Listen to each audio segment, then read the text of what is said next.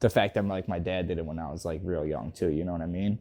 Kind of like taking what he did and like running the hell out of it, you know what I mean?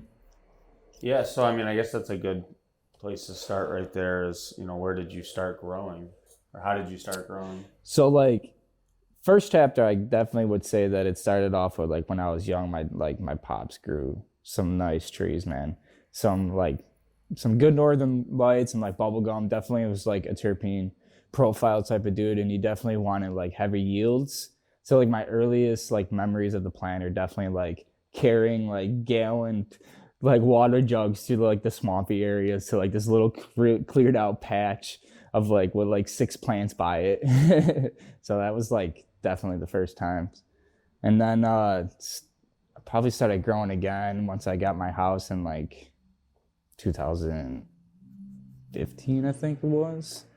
Because before that I was in an apartment, so I was like, all right, now that I got my own spot, I'm just gonna, grow some trees. Yeah.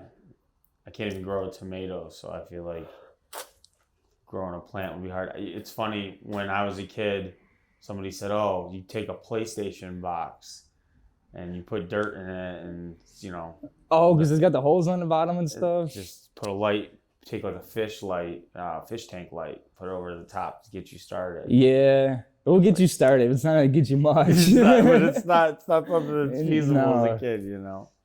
no, growing takes definitely a little bit more than a couple lights. You need to know certain like parts of the plant, like your germination phase into your preteen, and then like your vegging, and then pre-flower, and then flowering, and then at the end is that little touch of the flush and the finish there to get that clean smoke.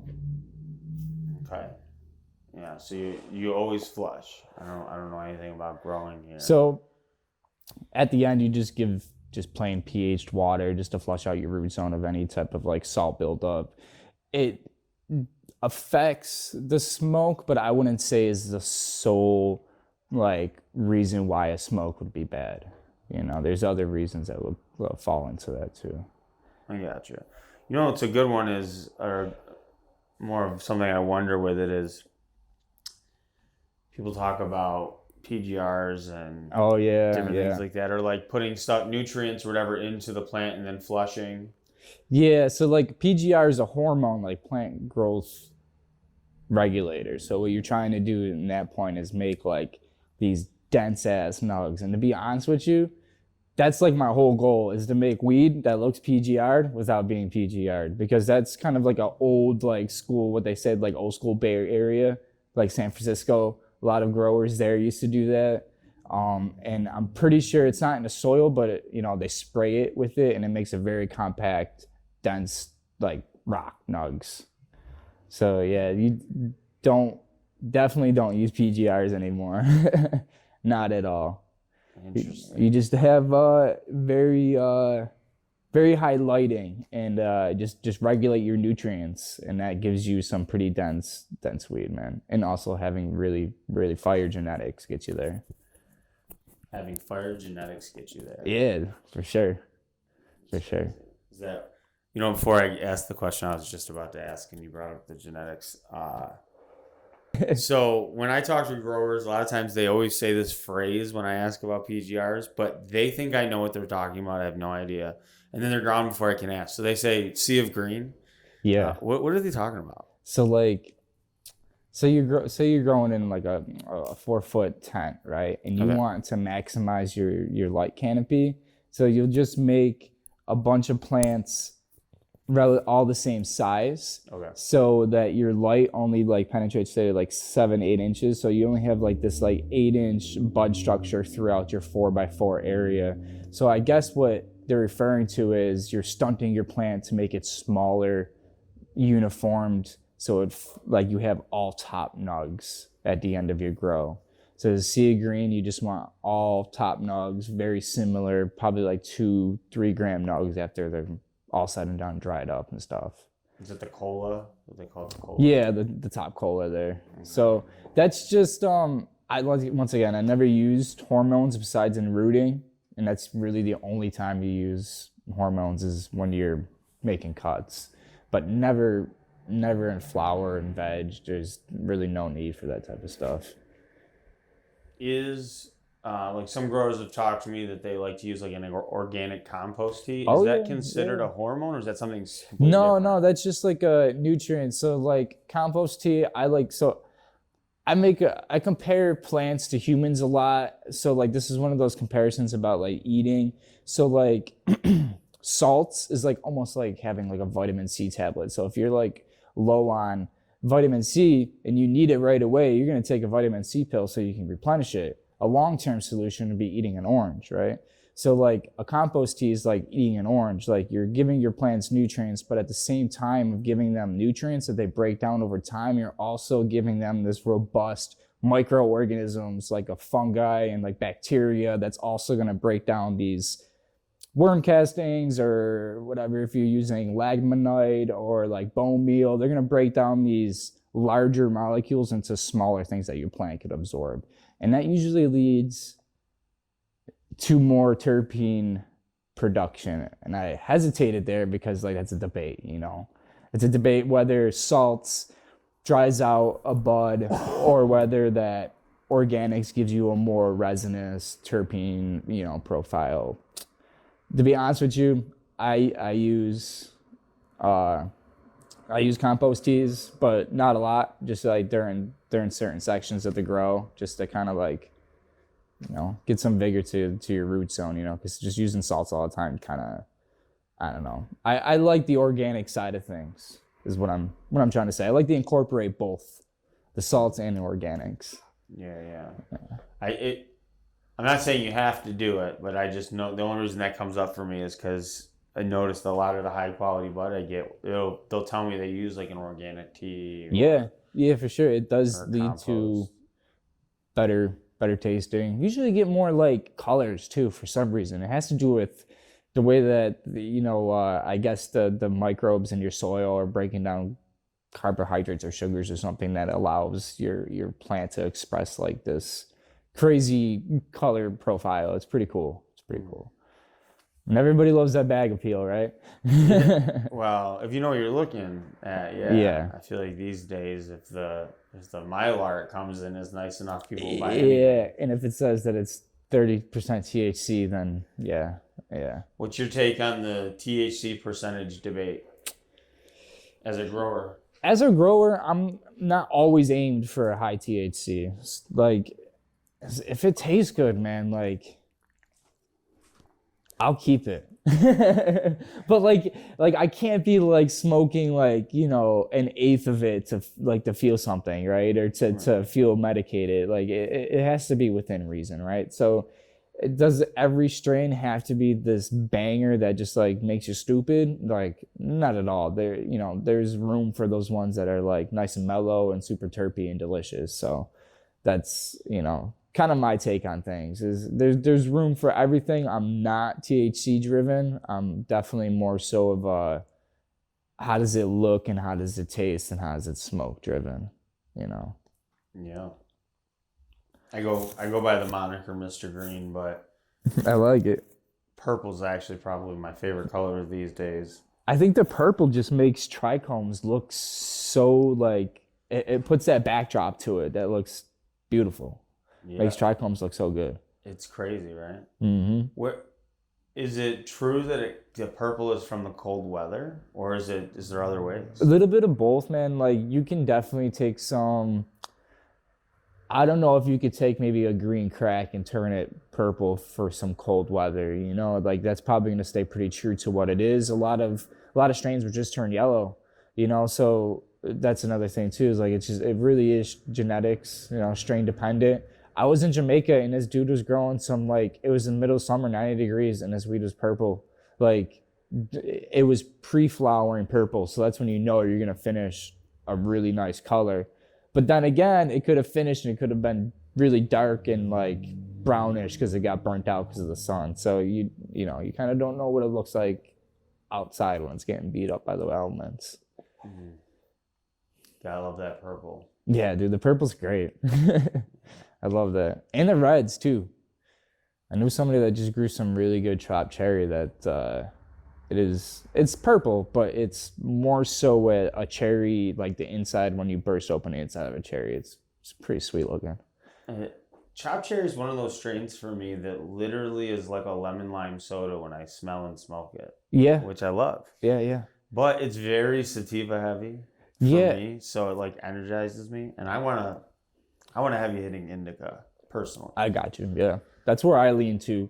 I like some subtle indicas and heavy hitters for like when I have to go to bed. Definitely need to smoke a lot before I go to bed. That's how I sleep. As a grower, do you feel like you smoke more than most? I know that may be an odd question, but probably because like this one I got right here is one of the sherberdelic phenos that I'm not like keeping, so I'm just kind of just smoking this one down, so I guess yeah, you smoke more. But when I go to a party or something, I'm all like, someone like tries to light up and I'm like, nah, I got stuff, don't worry, don't waste your money on that, right? Like I grew this, like I can spare a couple joints, right? Yeah, that's wild. So you've been growing for a while. Yeah. It's fascinating the different things that you have to go through just to create a plant. What's the difference between, like, I always hear people talk about autoflower. Oh yeah. So an autoflower is, we're talking about genetics again. They flower in 10 to 12 weeks, no matter what the sun or how much sunlight or how much like nighttime they're getting. Where a photo period is determined on like how much night length they have. So 12 hours at night will stimulate the plant to go into flower. Where autoflower, it's just like 10, 12 weeks, you're done. So right around week like 5 at autoflower is like ready flowering. You just don't I feel like they don't yield. They definitely don't yield as much. Mm-hmm. The smoke isn't that high of quality unless you're like really tending to it very nicely in like a small area. But when you say smoke isn't high quality like that, are you mean like in the effects or the flavor or both? Both. Yeah. Especially because like my only experience with the autoflowers right now is in a greenhouse. So like growing them when the temperatures get hot, it just stimulates them to flower really, like right away. Like they get stressed out, so they just want to flower. So that's like, you go from having possibly a 2-ounce plant, you go from possibly having like a 4-ounce plant dried and done to like an ounce and a half. It's like, damn, that sucks. It's losing half of your crop because it got hot for a week. Yeah, that's terrible. It's tough. So we might as well talk about that. It's a good segue. Yeah. What are you doing now? You're like starting. Yeah. As far as like work, like the greenhouse. Like I want to say you work for a legal grow. Yeah. So it's a legal New York State licensed cultivation place called House of Saatchi. That is what we are going to have on the label. But that's not technically our license name. Our license name is New York Seed Lab. So we're gonna get into seeds and genetics too. So like right now, for a bud's sake of things, it's House of Saatchi, and that's a big greenhouse, man. It's like 40,000 square feet altogether. And we're allowed to have 25,000 square feet of like flowering canopy space too. So it's a huge thing to like manage. A lot of plants, man. I'm pretty sure there's like over 6,000 plants right now. I should know that number probably to the T, but I'm just gonna say right around 6,000. Wow. Is there a lot of people that have to attend to that? No. We got very limited staff. It's me a lot of the times running around with like one other person. Like, a lot of everything's on drip irrigation. But like I was saying, like if it gets hot, you're watering a couple times a day to like catch up with how fast the plant is like, transpiring and stuff like that. Just like a spraying IPM. We'll talk about integrated pest management. Like you got to keep up with, spraying, and so I guess a touchy subject for some people. I guess it's depending on what you're spraying, but like I'll be completely transparent. Like I love Dr. Zymes, Lost Coast. Like we hit a lot of like biofungicides and different like stuff like that. So everything's all like organic. OMRI listed for like use on cannabis and stuff like that. So you just get into the habit of Monday, Wednesday, Friday doing sprays, whether it being early in the morning or like late ass at night. Yeah, because you can't spray when it's too hot. That's pretty much why. Yeah, I was gonna ask, like, how has, you know, I don't know if this is something you deal with in the position that you're doing there, but like, how has been working within the states, the legal stuff been? You know, you'd be one of the first, I would think, or in the area at least. So I see that's where I'm lucky, I guess, and in my aspect of it, because like I just manage the cultivation side of things. Like, you know, my boss is really the one that's dealing, and his family dealing with all the like the legality, trying to push for like dispensaries and trying to get into like farmers markets and like other things like that, like more on the business and legal side of things. You know, he's more so, he, you know, tells me like, you know, make sure you got your plants counted, your rows all intact, and like what you're spraying, when you're spraying, what nutrients, you know, just kind of like keep track of all your moves. And I think the actual growing side of it is not bad. Like if you get your environmental parameters down, it could be a very, very easy task, you know. But what the difficult part is the whole like packaging and stuff like that, man. That takes a lot of time. Trimming a lot of like all that weed. Holy fuck. You're there for days, dude. It's crazy. Right, because it's all by hand, right? Yeah. We do use some machines to like get off some of the bigger leaves.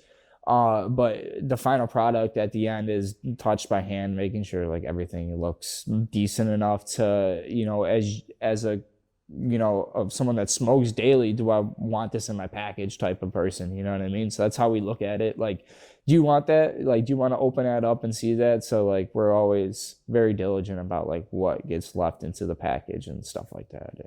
And, yeah, that's got to be a whole crazy thing. It is. There's a lot of tracking everything, like, you know, pulling something out of a locker and making sure that you write down, I used this many pounds this day and packaged this many eighths, and, you know, all that has to be tracked. I assume there's probably software and... Right now, it's all by pen and paper. Oh, geez. Yeah, dude. Because the issue is that I'm pretty sure the OCM is supposed to give out like a software that we're all supposed to use, but they haven't decided on what company that they want to like use. So right now we're kind of just like, we'll just make our own little thing on paper, and then once you tell us, we'll just you know, give you our supply of paper stuff, and we'll start using the computer. Yeah, you know? Yeah. It's like an old school ticket system. It is kind of. For sure. I'm trying to think where I want to go with this. I was loving like the different stuff about growing. I mean, so you said you've been growing for a long time. Yeah, not as I wouldn't tip my hat to being like one of these legacy guys that's been growing for like 15, 20 years, right? There's definitely some people out there that are have way more experience than me, right? And I was just put into a good position too. And I did go to, I got a horticulture degree too. It's only a 2-year associate's degree, but I waited until Niagara Community College, grabbed up some cannabis classes. So I took like 4 of those. And that's kind of like how I got the job too, because I was interning at a place and then got brought over. So it was a bunch of shuffling I did too. So I landed into a pretty cool spot. It's I feel like that's something that they're trying to grow more and more. It was weird. We went to the state fair, and seen like a whole like college exhibit with like pot plants growing. Yeah, I think Cornell, I don't know if Cornell does like THC or they regard it as hemp. You know, I think that's what they do though. But I think they're only doing hemp. They're oh yeah, they can't do THC. That's right, because they probably get federal funds. Yeah, that makes And I think sense. that's why NCCC gets away with it, because they're a SUNY school in its state. Makes sense. So when you're like learning this stuff, is it all like you're learning regular plant stuff when you go to, or they are teaching you everything based on weed? Yeah, it was weed specific, and like a lot of the stuff was like, I would say like 60% of the stuff was like, okay, I already knew that, and 40% of the stuff was like, oh shit, you got to do that. Like, you know, like So, and I knew that I had a good idea of how to grow some plants just because of how the weed that I was producing was coming out. So I knew I was doing something right. But I knew if I wanted to get a job, like in the legal side of things, as a cultivation manager or director of operations or something, that I would need some type of education to show that, like, I couldn't just show people like, oh, here's a picture. Like, I can't bring like my weed into an interview, uh, in a corporate situation, right? So that was my whole thing of going to school, was getting this like paper to be like, here, see, I kind of do know how to grow plants and botany and know that part of things and like the soil compositions and how a plant's made up and stuff like that. Yeah, do you guys have to measure like pH balances and stuff of the soil and Yeah, what's that like? it's fairly simple, man. As long as you control your inputs pretty well and you know what you're putting into your plant, your pH shouldn't stray too far unless you got some like sickly plants or you got some weird things going on. So like the pH that I aim for is anywhere between like 6 to 6.5. And I know that's kind of like a half a point is kind of a good range, but pH scale is kind of it gives the availability of some macro and micronutrients. So like if you go up in pH, some nutrients get more available to the plant, and then while other ones don't, and then vice versa. You go the other way, some don't. So you can sway a little bit to give your plants like what am I trying to say here? Like you're giving them the option of what to feed on at certain times. So you're kind of stressing them out a little bit, but it's like a what am I trying to like a light stress, I guess. Not something that's going to decrease yield, but something that's going to increase your yield because it's a moderate stress. A little bit of stress makes someone a lot better. Too much stress doesn't. That's a really great analogy right there, because that's true. You need to be pushed a little bit to be great, right? But like you push too much, sometimes it's negative returns. Detrimental. Yeah. I feel that. There's a good one I think about all the time when I'm talking to growers, and it makes me laugh. And this is another thing too, I feel like as you're learning about cannabis, for anybody that may be watching that isn't at that level, is a good test to people, is I noticed that growers that really care about their strains will talk to me about the phenos all the time. Oh yeah. First of all, what is a pheno? So can you explain this? Yeah, I can explain it with like, once again, another great comparison. Like, so people like, I got a brother, come from the same parents, right? We're both males. We're two different people, right? Yeah. So that's the difference between a pheno, right? So your OG and your different poison had whatever 1,000 seeds, and in this variation of genetics, there's certain percentages of what they can be, and it's a roll of a dice. But if you pop 100 seeds, you have a good 25% across the board of these 4 different varieties that you'll have. And it would be like just a bunch of different phenotypes, depending on if it's like one bud is denser, it has more of the male characteristics, or it has more of the female smell. So it's all about like, what do you want that specific pheno, or what do you want that combination of plants to smell like? So like I got the code red and I only popped 2 of the seeds, and like honestly don't really like either of them, so I'm gonna pop more of the seeds to see if I can find something that's better. Where like the Sherbadelic, I popped 3 of the seeds, one of them was like really, really fire, while the other 2 were still really good, but like not as, like one was just an outlier. So you keep that one, And now like here I am only popping 3 seeds, and like, in the legal side of things, we definitely pop hundreds easily to pheno hunt some things, and it's pretty crazy to run through hundreds of seeds and like cut it down to like 10. Does New York State like limit the amount that you can pop at one time, or like the amount? How do you control it when you're testing? So it gets complicated, because they did come out with, that's why I was as I say, that's why we had to cut a lot of strains out, because we had this whole like pipe dream of we're going to have like this wide menu of like 25 different strains, a bunch of different indica, sativa, and hybrids, and like, have a rotation. But now it's like the testing is, a pretty crazy price. And I don't want to seem like to cry about how much something it costs, but it's crazy. If you got like 4 SKUs on the market, say you got like joints, eighths, ounces, and say you're selling keef or something like that, then it's like $1,000 a test, and you got 10 different strains. That's $40,000 to test all your strains, and then also give up 2 pounds of product probably per strain. Wow. Yeah, it gets into a lot of money. So you got to really narrow down what you want to, what your menu can be each year, because you can't like kind of go broke on testing. Yeah, for sure. All right, so back on the pheno questions, because I know that's a hot topic. The pheno.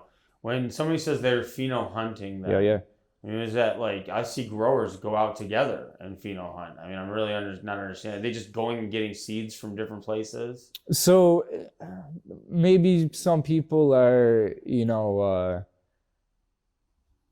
using the term more widely than it should be. Okay. I guess pheno hunting would be like, say if I bought 1 pack of seeds and there's 12 seeds in this 1 pack. You'll pop all 12 of those, and maybe one doesn't sprout, and then maybe 3 of them are like super tall and stretchy, and then like 4 are kind of like in between, and then 2 are kind of like small and runty. You get this variation of size, so then you can start writing it down. Okay, like I probably don't want this like super stretched out one. I'm leaning towards these 4 that are like more medium, stockier size, and as they start vegging and like turning into like a full plant, you get to understand more of what they start looking like. So then like, sometimes you top a plant, so taking off like the very top node will make your plant have 2 to 4 branches. You can keep topping those to have more branches, but sometimes once you top, your plant will show its like your pistils, its sex pistils, I would say. And so if it wants to flower early, that's something that some people want too. So there's all these like different like characteristics of this plant that people look for, like does it flower early? How tall is it? If you top it, does it become super stringy, or does it stay super stocky and bushy? How is it like in veg stage? If you rub the stem, does it smell like fruity, or do you get any type of like terps out of that?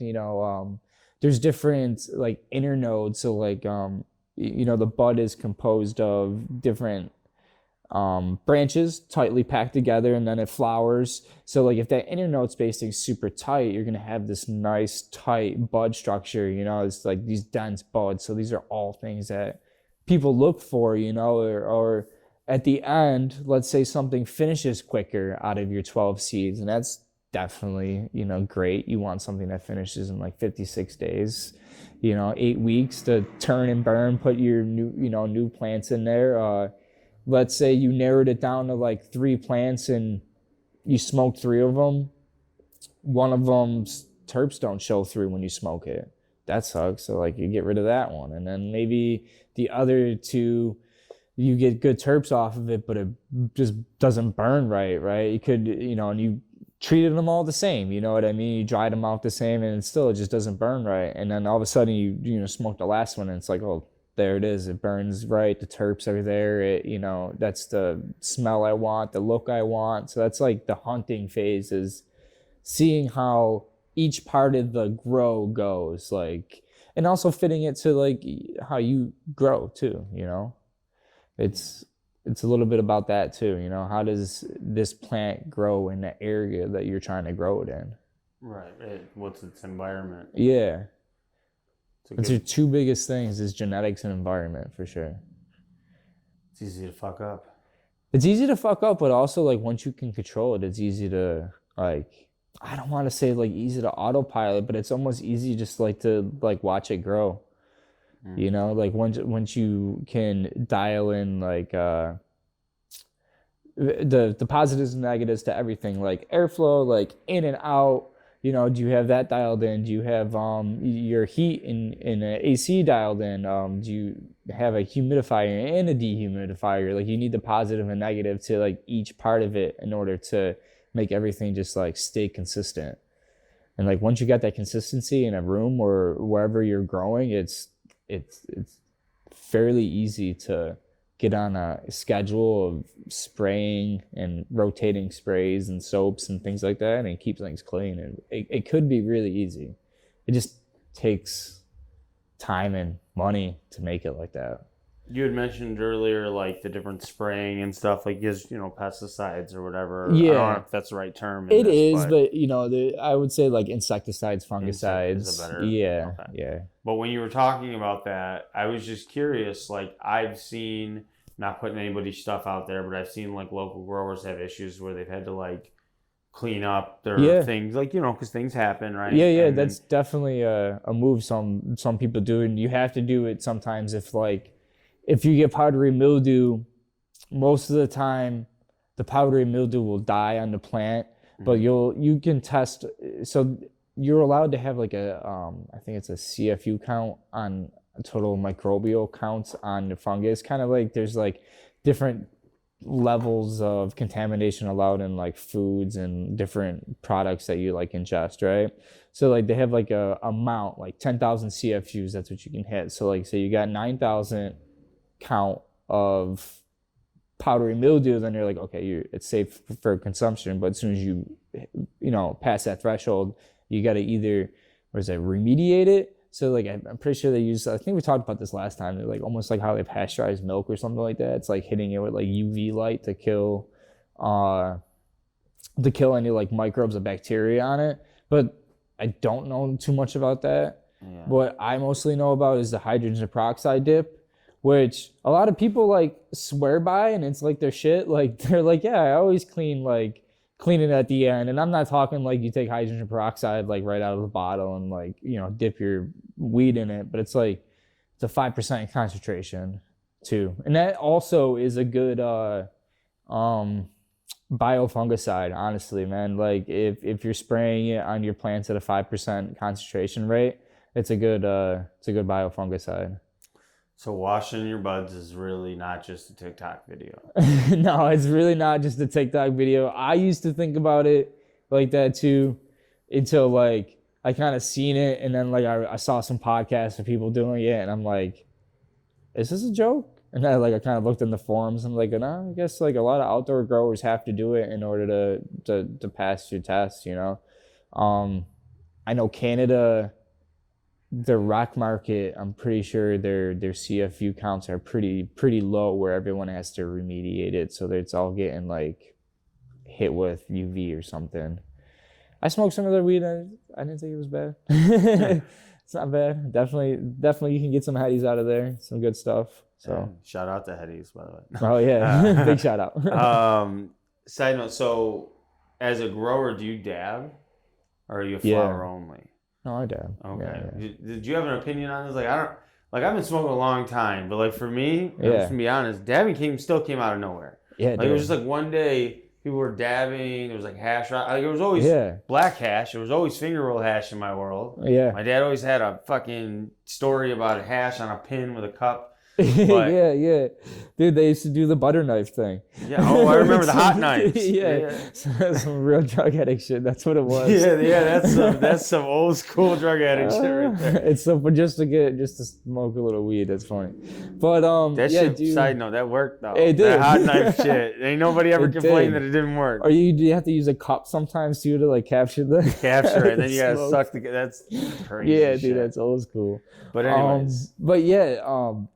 I don't know. We could talk about the first time dabbing, but yeah, I remember the first time I dabbed, dude. I was like buying some. This is funny as hell. I was buying some weed off my uncle, and his like dude came by, and it was like, this is some butane hash oil, and I'm like, what the? I'm like, I know what hash is, oil. Like I'm like trying to make all these connections in my head of what the fuck it could be, like, you know what I mean? Right. So I'm like, all right, and he had this like bong with the slider plate on it, and it was just like. First time high.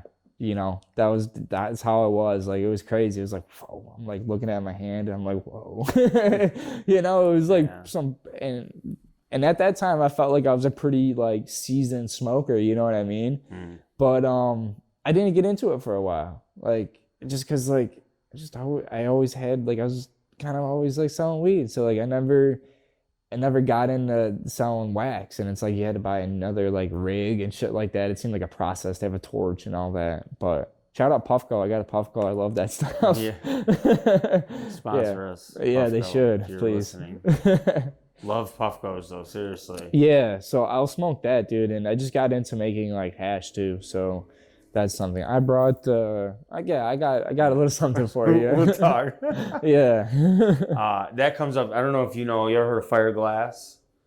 No, I don't think I've heard of them. So they sponsor. We have a bunch of glass pieces. Are they? Here. Dude, is he local? Yeah, he's a local guy. Nice. Shout out to Fire Mike. Fuck yeah. But basically, you know, he came to Spaced Out Podcast. Shout out to them. And I'm producer Mr. Green for that. And they said, oh, we're going to, you know, you guys want to do dabs? He said, I don't think he said he doesn't smoke flower. I think he typically just dabs. And it was my first time having like, you know, right out of a terp slurper situation. Yeah. And man, it is, yes, I was very high. Yeah. But the thing that took me back was the terps, the flavor. Oh, the flavor's forward. It's crazy. It is, and I think that's where like maybe a lot of people don't like dabs is like, because I've seen this before. I've been to some events where they're doing like dollar dabs, right? And they got someone just fucking heating up this banger, and they're just like giving it to you and trying to slap it in there right away. I had to like stiff arm some people to be like, can you wait 50 seconds to let that thing cool down a little? Because like I feel like people are just used to hot dabs and it just like burns and you don't taste anything, right? It's like I feel like the point of the dab is to get the terps. Like that's I don't know about you. My temp is like 380 to 420. Yeah. It's like a low temp dab. That's on the Puffco, right? Well, it's or just like I'm you just got using one of those. like a dab right. Oh, I see what you got there. Yeah. Well, no, this is just studio setup, but still, I like the lower temp though. Yeah, for sure. Yeah. Meanwhile, Topher from Spaced Out Podcast will use a roofing torch. And as soon as he's done, throw a fucking piece of rock salt in there and go to town with the fucking dabs. Damn. And it's just crazy. Yeah, I definitely, when it comes to the Puffco, though, I definitely use that shit on red. That's a hot, because I want it to, like, kind of be like a rig, you know? I want it to be, like, that same type of hit. You want the rig hit. Yeah. But what I'm trying to get to when I mentioned the hash, though, too, is that I want to make full melt. Okay. You know, some just, like, full melt hash rosin. That's like my dream like to do, and I slowly realizing the amount of product you need is pretty substantial to get enough of the, you know, of that micron size to make some full melt. You need a lot of weed. yeah, you need a lot of weed and it has to be good. You know, shout out to the 420 Lounge in Cheektowaga. They have a nug smasher machine. Do they? And we brought, you know, we were there filming a podcast episode one night, and we brought over some Mimosa Super Booth from the Doobie Depot. Nice. Shout out to them. And, I mean, they put a whole fucking giant sack of this shit in there and watch the whole process. And that little bit that comes out, a little bit of gold. It's great to hit, but it's also sad, man. Because it's like you just a little bit. I remember the first time I put and this is another thing too. Like if you have hash in my aspect, I had keef that was sitting around for a little bit. Like the older it is, the more it degrades, the browner it gets. So then when you press it, it's not gonna turn to like this nice blonde color. So like I remember the first time I got like my press, and I was like, all right, I can put 3 grams into this into your nylon bag, the Mylar bag thing, or I think it's nylon micron. That's what it is. You put it into your bag and press it out. And I remember like all the keef got like stuck into the bag, and like maybe like I don't know, like a 1/4 gram came out. And I'm like, oh, fuck. Like I could have just smoked that keef too, you know. That's true. It's tough though because for me, I found it to be medicine. Yeah. So I have it's usually the full melt, like the hash rosin, as they say. I believe I'm saying that right. Yeah. But it's like if I have a headache, stomach ache, I'm sore, you know, or maybe I've been working all day and it's like time for bed and I've been smoking where my tolerance is up. Yep. I'll actually take a dab and then smoke. Yeah, because I feel like a dab gets me super high, and then afterwards I'm like it's a quick down, and where like if I can smoke, that high is up, but like the down isn't so down. I don't know if that makes sense. You know, there's like more of like a median fall off, and then like a slow degrade, where like a dab is just like a pow, and then. You know, they're really great for migraines. Yeah, it's crazy. That's for sure.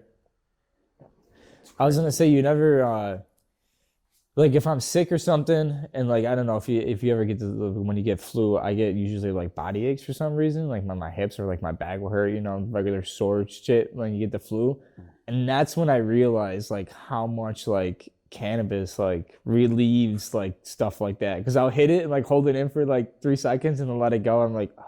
Either I forgot about that pain or like it's actually like, you know, gone for those, you know, relieved for those few minutes, right? No, that's facts. I definitely get that way myself. Well, wrapping up at least for today, I feel like everybody always asks about the first time you got high. Oh yeah. So rather than doing that, a little adjustment on it, like, and if it's the same thing, then whatever. But do you have any like early memories of like being high in the world that are ridiculous? Like I try to explain these to my wife all the time because she started smoking as an adult, right? So she never experienced this. I mean, there's definitely been some wild ass moments, you know, like I've been smoking at the park, like clamming out my car, and like the cops just like rolled up behind me, or like stuff like that's happened, and like just little bullshit like that where. Like straight Cheech and Chong stuff, like he's like unroll the window and I unroll it and just like smoke, and he's just like laughing. He's like, all right, let's let's get out of the car and talk about this one. I'm like, all right. But he let me go. It was not a big deal. But there's that time, and I don't nothing too crazy. I think it's just more of like places that you smoke that have been pretty crazy. Like I was smoking on this creek side, and once again it was at night. And we were smoking. I heard a car pull up. 100% thought it was the cops, and like heard car door open, close, you know, footsteps, walk over to the creek ledge, and we're like sitting there like, hey, does this person see us? Starts fucking like throwing rocks down, like off to the side, thinking there's like people down there waiting for someone to say something, and we just like stayed quiet, and they got back in the car and left. But that's probably like the sketchy. I think one of the sketchiest things that's happened, and then like the other cops in the area, which wasn't that big of a deal.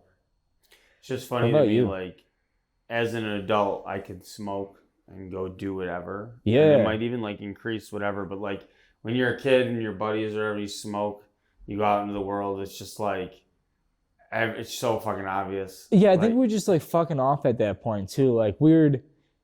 I think it's easy as a kid to be like, oh, these kids are just fucking off, and not be like, oh, these kids are high, and that's why they're fucking off. Like, you know what I mean? So it's...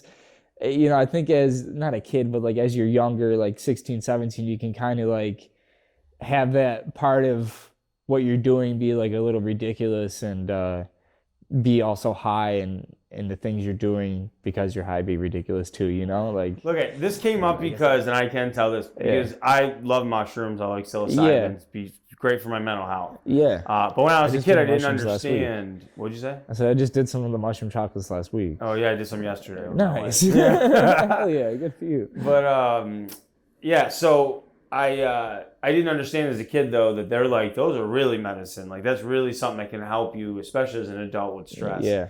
And we ate mushrooms, and I was walking into Walmart in the middle of the day, and everything was made of Legos. Oh shit! Like it was a really big dose, and I just never forget that everything seemed like it was made out of Legos. But explaining that to my wife, she's never had these moments. Just like she's never had bad weed. She came into my life when we were smoking fire all the time. Smoking fire. Yeah. She doesn't understand. Like she's got no memory of like brick weed that we had to smoke a ton of to get high. Yeah. It's the thing is, too, it's like a long time. Like, when you smoke weed every day, that's like 365 you need you need weed, like, and if you're not a grower or if you're not, exactly tapped into selling weed or know someone that's selling weed, right? Or in a situation like that, like you have to get what is there, you know what I mean? And sometimes what is there, if you're not tapped in, you're getting not good shit, right? Right. So, it takes a little bit, a few years you get seasoned and you realize like what to do and where to go and where to get good weed and what good weed looks like and all that type of shit and what prices are. Yeah. It's fucking wild. But all right, well, to end it, I mean, where do you want to go? Do you have any vision of that? Over like whatever I want to do. Yeah, in as the like a cannabis space. grower here in New York, I mean, this is like I know Yeah. you're working for somebody else. I don't want to necessarily say it like I want my own shit, but I just mean like, what do you hope to see for New York? What do I? Oh, yeah. New York. Oh, that's a good decision. That's a good question. Yeah. I think they need to just open up to their licenses to everybody, man. That's what I think needs to happen.